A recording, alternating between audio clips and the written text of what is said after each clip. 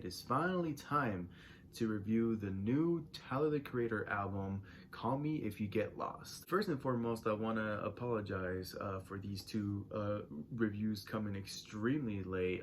It is currently July 9th, Friday, July 9th, as you're seeing this. If you are seeing this on July 9th, double upload, click like if you're excited for that shit.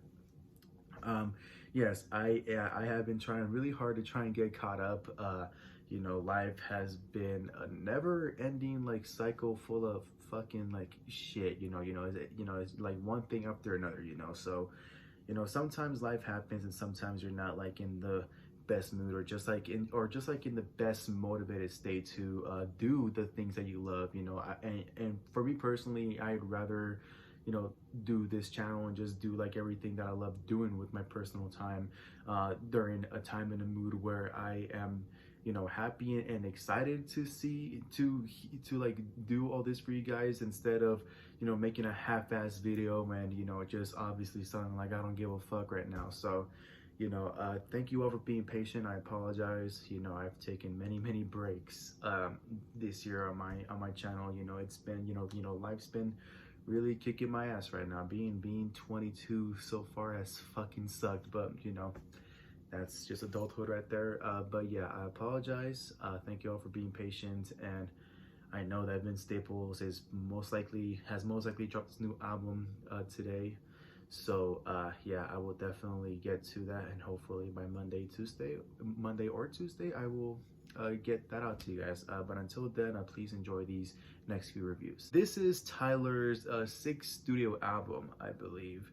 And to be honest, I'm calling it right now, this might be album of the year for a lot of people, and in my opinion, it is rightfully so. Like, if there's any album this year that I think should deserve, an album of the year, it should definitely be Tyler's new album. Now, let's be honest, I don't think anyone, those of you that were old enough to like understand music and to like truly appreciate music, those of you that were old enough to see, what Tyler like dropped when he first started out in the rap game, I don't think any of you would have thought that Tyler the Creator would be a name that would still be relevant and still be really fucking popular now in 2021. Like it's very crazy to think that Tyler like started out to being this like wacky kid making weird ass fucking music with Odd Future to looking at him to where he is now. It's actually really fucking like dope to see his journey. Those of you that have been following Tyler for a very long time, from making a bunch of wacky TV shows with the Loiter Squad to making a bunch of rap albums mostly based around youthful rage and shit, pretty much having no fucking filter, to even making many incredible genre bending albums and genre bending music, to pretty much like doing all this like creative shit outside of hip-hop that made him a lot more unique and caused him to make a lot more noise. I gotta say that over the past few years, Tyler has definitely proved to be a really like great influential artist. Yeah, that's right, I'm calling Tyler an artist, because at this point, with all things considered, when you look at all the shit that he's dropped and just everything he's like done for the rap game, all the like improvements he's done, and just like just all the noise he's made, at this point is very criminal to just see Tyler as just a rapper, because he definitely is more of an artist, because like at this point you have no idea what he's gonna do next. Like if he was doing like typical rap shit, then you definitely know what to expect. But when it comes to Tyler, it's like he will like change just like that. Like every new project he's made, you just don't know what he's gonna do next. I especially feel this way since 2019's Igor. Tyler the Creator's Igor project was such a phenomenal and beautiful project. Something truly genre bending. Something that is like an experimental album that should be an example of what a good experimental album should look like. It's unfortunate because many artists try doing stuff like this. They try making experimental albums. They try doing something genre bending. Trying to like make a specific genre sound a lot more different so they can have their own style, sort of create a new wave. You know, a lot of them do fail because, you know, they just don't have that spark and creativity like that can like wow an audience enough. And you know, Tyler definitely has that creativity. You know, he truly is a fucking genius when it comes to shit like this. So that's another reason why I think it's criminal to just see him as a rapper, because he really has been doing a lot more shit outside of rap. He definitely pushes himself outside of the box. Something that a lot of rappers and just a lot of new artists in general are afraid to do, unfortunately. And look, I'm not gonna sit here and say that everybody loves Tyler. I know many people that don't fuck with Tyler. Some of them just don't understand what all the hype is about. Some people just don't see, what's the whole big deal. They don't see what's so interesting about him, and that's fair. Especially if you've heard like his first three projects. That includes Bastard, Wolf, Goblin, maybe a little bit of Cherry Bomb. If you hear those projects, you probably like you would probably think that it is fucking weird, and it is like the dumbest shit ever. I get it. He definitely isn't for everybody. Tyler is like he is the true definition of weird people making music. Like that's why I like Tyler. He does a lot of weird shit, and personally I feel that that's something that not that many artists do. They're afraid to be weird. They're afraid to be like having no filter and whatnot. It's like I understand why a lot of people would see Tyler as somebody who is maybe obnoxious, or somebody that just makes music that I guess doesn't make sense in a way. I mean, literally on the album Wolf, there's a song called Pigs, which is actually my favorite song on the album. I was a edgy little fucking kid apparently. I really love that song. But in that song, Tyler is like, he's rapping in the perspective of his school shooter. He's getting bullied and shit. He's talking about like a lot of explicit shit that I don't want to say on video because it's very fucking offensive. Like Tyler definitely had no filter. Part of it, yeah, he was a young kid probably going through a lot of rage. It's the equivalent to like what the 12 did back in the day. They like made a bunch of like fight music to like sort of like shock people. And that's kind of what Tyler did, only he like definitely put a lot more rage in the new generation of kids. But even if you're not a big Tyler fan, or if you give him a chance and you just don't see the hype, you do gotta admit that it's pretty impressive what Tyler has done over the years. Because for somebody who does a lot of weird shit and is seen as a big outsider, someone who like for some reason like felt that he wasn't truly accepted in the rap game, just in the rap community in general, it's really impressive to see what he's done, to see the amount of people he's influenced them and the amount of people that he's motivated. Tyler, say whatever you want about him, but Tyler truly, in my opinion, is one of the best, artists, and just a true fucking genius when it comes to the music industry. And as for Tyler's new project, this is just pretty much an open love letter to the genre that made him, the genre that got him to this like new lifestyle that he didn't think would be possible, and pretty much the genre that made him the person he is. Tyler invites all of us to get lost in this album as he invites us to yet another strange but beautiful journey through his mind. And one way Tyler does this is pretty much like giving a tribute to the early 2000s mixtapes that came out back in the day, as this whole project is hosted by none other than DJ Drama himself. Those of you who were very big fans of Lil Wayne back in the early 2000s and really love his mixtape Dedication 2, you all know who DJ Drama is. He's a fucking hype man. He like narrates the whole like project and everything. He just pretty much gets people hyped up for what this album's gonna be about. He is always there to keep your attention and to let you know that it only gets fucking better from here. Now, what I really love about this project is that it definitely sounds that Tyler is going back to his old roots, the old school Tyler that I personally still love.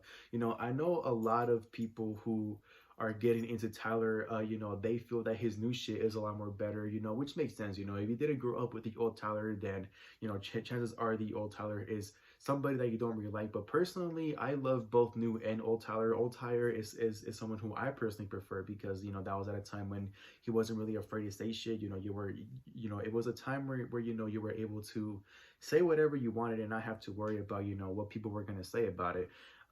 So that's why I really do appreciate that this album sounds like Tyler going back to his old roots. However, I will say that although it does sound like old school Tyler, you know, the Tyler that I personally love, I do gotta say that it does sound like Tyler has definitely matured since Bastard and Goblin and fuck, even Wolf combined.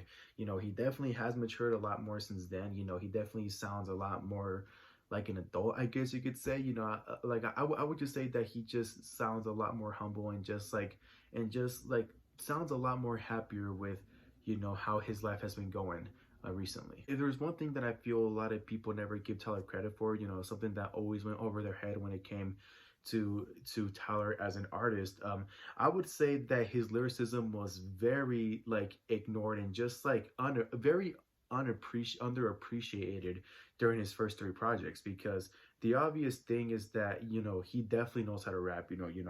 Like to me, his rapping skills and just his lyricism in general is something that was very noticeable to me when it comes to his first three projects. It's very easy to hear Tyler's old shit and just think of him as just this obnoxious kid making a bunch of, you know, youthful rage music. Um, but you know, when you actually take the time to like hear his like clever lyricism, you would like actually see that, you know, he definitely had a lot of potential back then to be a really dope lyricist. You know, sure, it isn't anything special to a lot of people, but you know, like when you think about it, it was definitely not bad for his like first shit. You know, like obviously, if you can look past all the offensive and controversial shit that Tyler said, you know, he definitely he, he definitely like showed obvious potential that was always there. And not only does Tyler make his skills aware in this project, but he makes them fucking memorable as well. It's very amazing to see the amount of improvement that Tyler had throughout this whole project. You know, obviously there's a bit of singing here and there. There's still a bit of that, you know, like new style that Tyler is doing, because obviously that's what he wants to be doing when it comes to his music. But I really did appreciate, you know, all the like all of his improved rapping skills, you know, all these like metaphors and whatnot, you know, the really great flow that he has. You know, Tyler definitely has improved a lot when it comes to his rapping skills, and I was really happy to see a lot of that on this project, especially on the song Wilshire. That is the second longest track on the album, and it's just Tyler just fucking rapping, just going in, telling a bit of a story. His storytelling skills has definitely gotten really great in this particular project as well, you know, and also appreciate all the like very classic boom bap style raps. You know, Tyler definitely made a very surprising comeback. You know, I definitely wouldn't have thought that Tyler would work well when it comes to this like boom bap style rap.